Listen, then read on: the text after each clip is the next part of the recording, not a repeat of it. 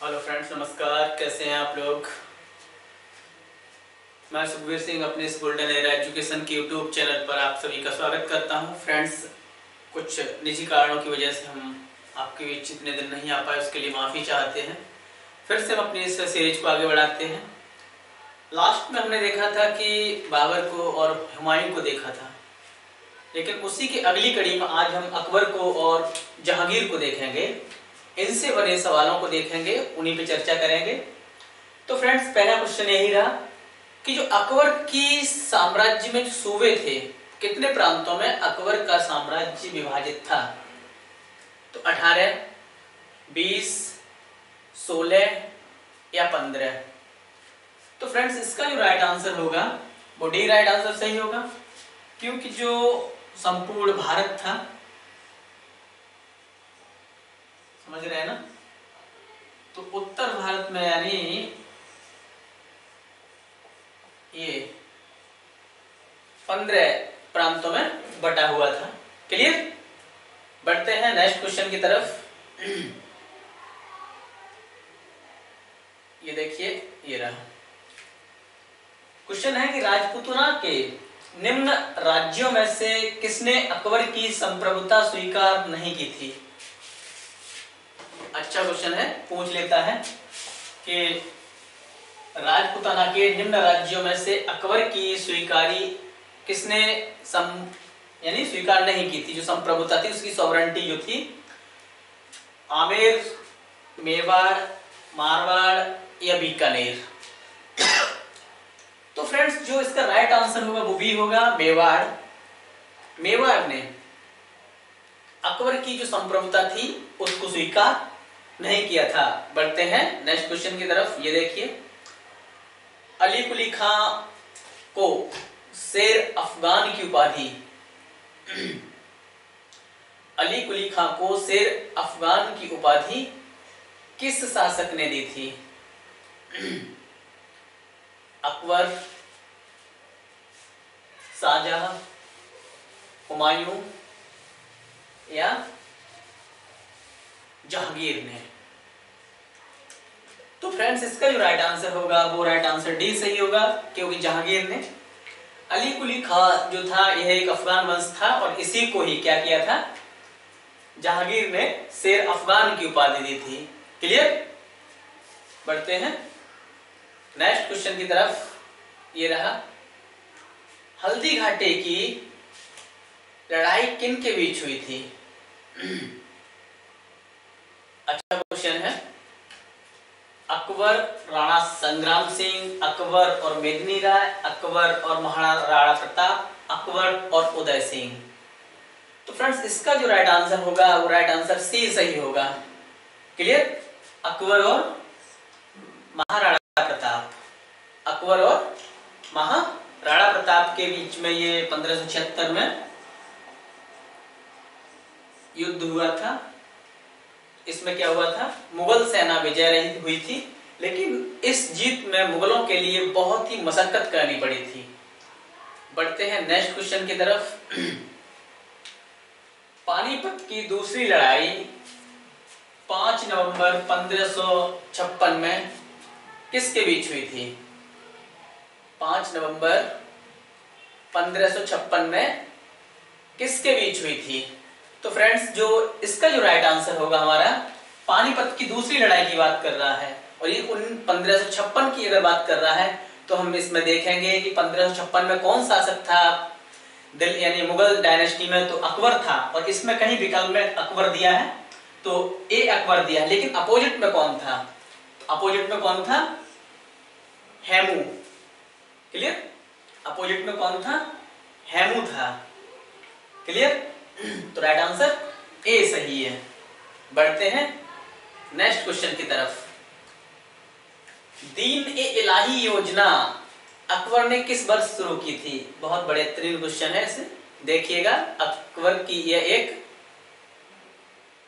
इनोवेशनकारी एक पॉलिसी थी नई। इसमें क्या हुआ था फ्रेंड्स कि अकबर ने, इसे कुछ इतिहासकार इसे धर्म के नाम से भी जानते हैं, कि अकबर ने एक नया धर्म चलाया था जिसे दीन ए इलाही कहा अकबर ने।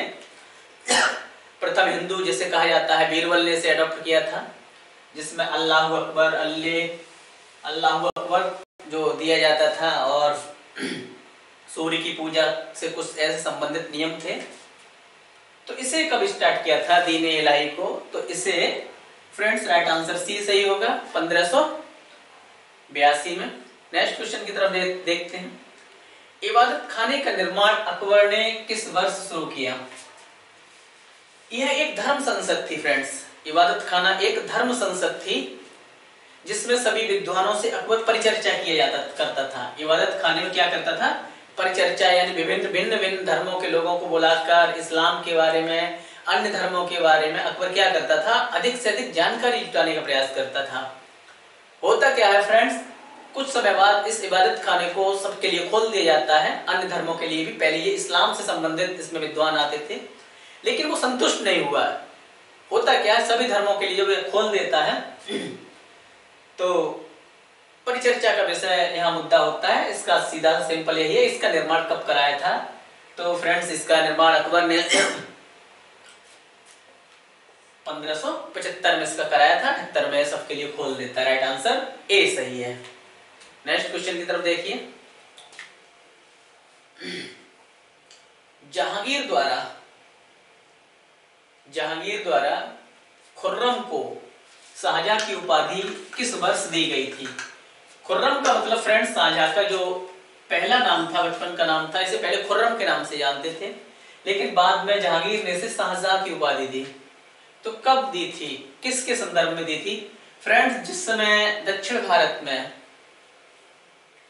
अभियान कर रहा था उस समय जहांगीर ने शाहजहां को खुर्रम की उपाधि दी थी। क्लियर? गोलकुंडा, बीजापुर, अहमदनगर जैसे जो प्रांत थे, इन्हें जीतने में यह महत्वपूर्ण भूमिका निभा रहा था, उन्हें अपने आप में मिलाने के लिए प्रयास कर रहा था। उस समय क्या किया? जहांगीर ने शाहजहां को खुर्रम की उपाधि दी थी। बढ़ते हैं नेक्स्ट क्वेश्चन की तरफ। ये देखिए, किस स्थान यानी निम्न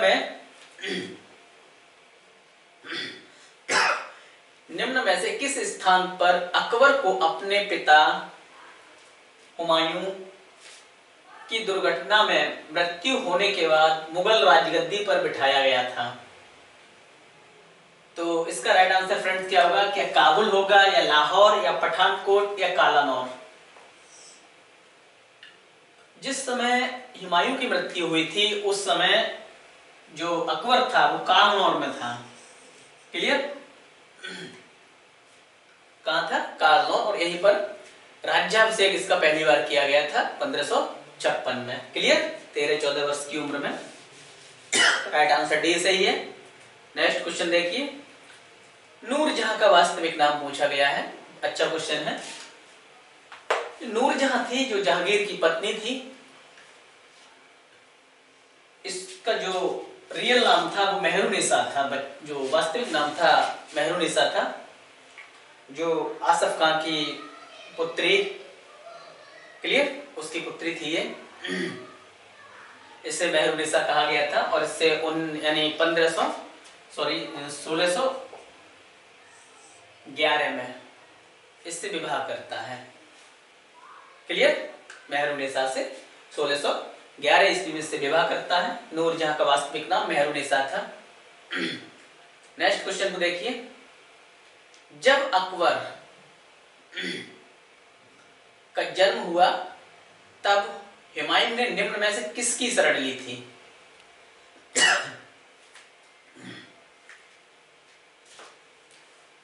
मारवाड़ के मालदेव, रायसेन के पूरनमल, अमरकोट के राणा वीरसाल, फारस के शाह तस्मान। तो फ्रेंड्स इसका जो राइट आंसर होगा, हमने आपसे बताया था कि जब 1539-40 में शेरशाह सूरी से ये पराजित होता है, भारत से छोड़ना पड़ता है, और उस समय ये क्या करता है? अमरकोट के राणा वीरसाल के यहाँ शरण लेता है। राइट आंसर इसका सी सही होगा। क्लियर? बढ़ते हैं नेक्स्ट क्वेश्चन की तरफ। कश्मीर का शालीमार बाग किस मुगल सम्राट ने लगवाया था?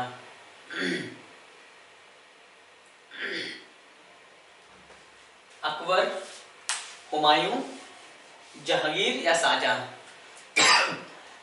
कश्मीर फ्रेंड्स एक बाग का निर्माण कराया था और वह शासक था जहांगीर। जहांगीर ने कश्मीर में शालीमार बाग जो था उसका निर्माण या उसको किसने लगवाया था? जहांगीर ने लगवाया था। अच्छा क्वेश्चन है, याद रखिएगा। बढ़ते हैं नेक्स्ट क्वेश्चन की तरफ। अकबर की नर्स इन चीफ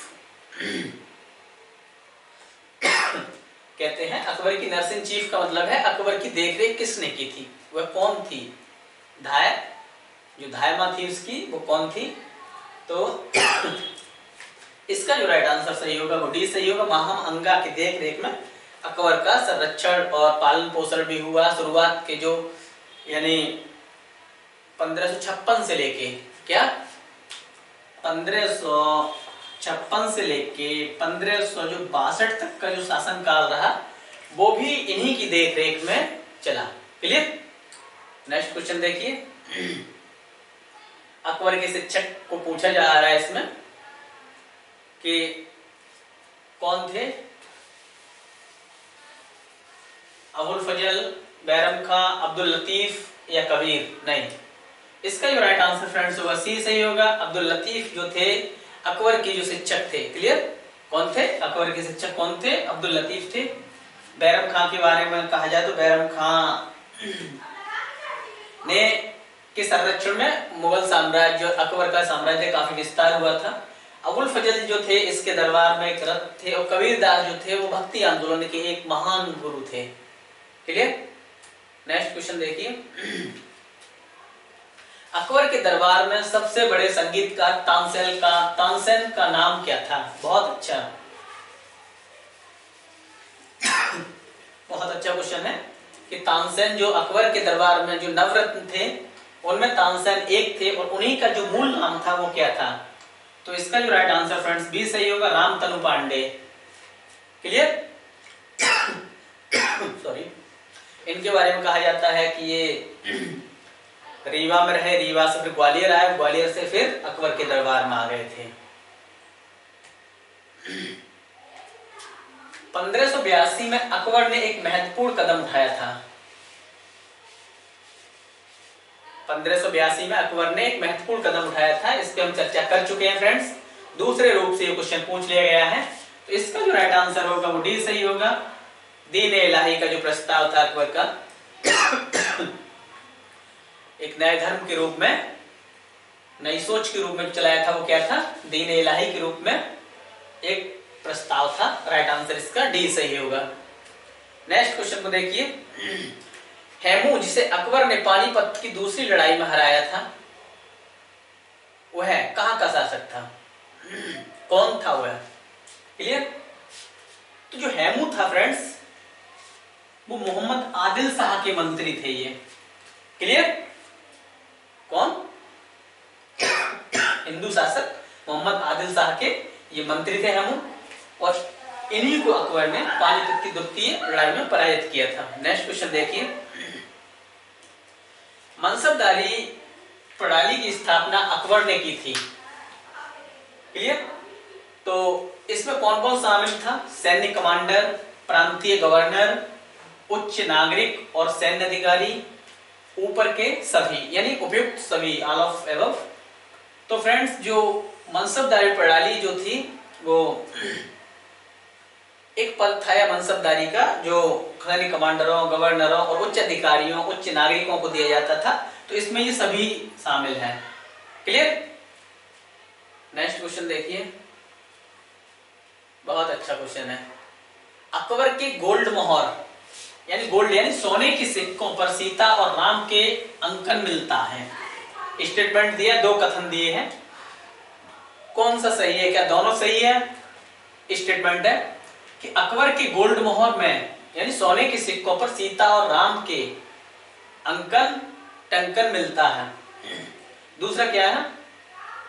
अकबर के सोने के मोहर पर पैगंबर मोहम्मद की छवि के भी साक्ष्य मिलते हैं। क्लियर? तो इसमें क्या सही? केवल एक सही है या दो सही है कि दोनों सही है? न तो ए न तो बी। तो फ्रेंड्स इसका जो राइट आंसर सही होगा केवल ए। अकबर ने जो सिक्के जारी किए थे उसपे सीता और राम के जो अंकन हैं उनके भी उल्लेख मिलते हैं। Clear friends? मोहम्मद पैगंबर साहब के ऐसे सिक्के कहीं अकबर के साम्राज्य से नहीं मिलते हैं। नेक्स्ट क्वेश्चन देखिए, अकबर ने मियां की उपाधि किसको दी थी? बेहतरीन क्वेश्चन है। अकबर के नवरत्न में जो तानसेन थे ना, उनको मियां की उपाधि दी थी।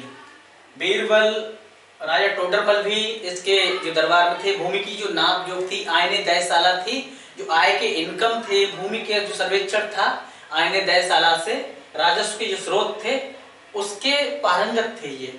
बीरबल के बारे में भी कहा जाता है कि हाजिर जवाब के लिए ये बहुत ही पारंगत थे। और अकबर बीरबल की कहानियां तो आपने सुनी होंगी। फिलहाल इसका जो राइट आंसर है, मियां की उपाधि तानसेन को दी थी। क्लियर? नेक्स्ट क्वेश्चन को देखते हैं। अकबर के शासन काल के दौरान महाभारत का फारसी में अनुवाद किया गया था। इसे किस नाम से जाना जाता था? इकबालनामा, रज्जनामा, अकबरनामा, संकित उल औलिया। तो फ्रेंड्स, इसका जो राइट आंसर होगा वो रज्मनामा है। क्लियर? महाभारत का जो फारसी में अनुवाद किया गया था वो रज्मनामा है, लेकिन रज्मनामा का जो अर्थ है हिंदी में, उसे युद्धों की पुस्तक कहा जाता है।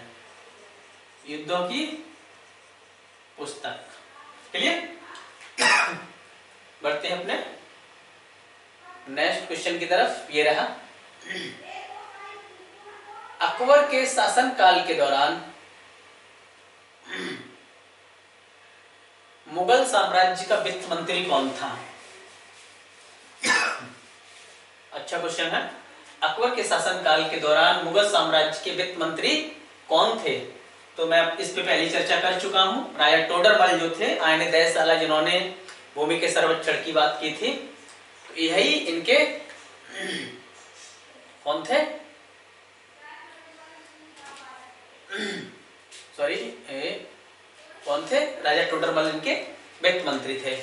नेक्स्ट क्वेश्चन देखते हैं। ये रहा, अकबर से जुड़ा हुआ सवाल है ये कि दो महिला हैं जिन्होंने अपने राज्य के मामलों का संचालन करते हुए अकबर की विजय के युद्ध का सामना किया। वो कौन थी? रानी दुर्गावती, चांद बीबी थी। यह कहां की शासिका थी, ये पूछा है। तो जैसलमेर, खानदेश, मालवा, गुजरात, गोंडवाना, अहमदनगर, रणथंभौर और खानदेश। तो फ्रेंड्स, इसका जो राइट आंसर होगा वो सही होगा गोंडवाना। दुर्गावती जो थी, यानी 1664 में जो जीता था गोंडवाना और अहमदनगर को जो विजय किया था, चांद बीबी वहां की शासिका थी। रानी दुर्गावती गोंडवाना की शासिका थी। क्लियर? राइट आंसर सी सही होगा। नेक्स्ट क्वेश्चन को देखिए,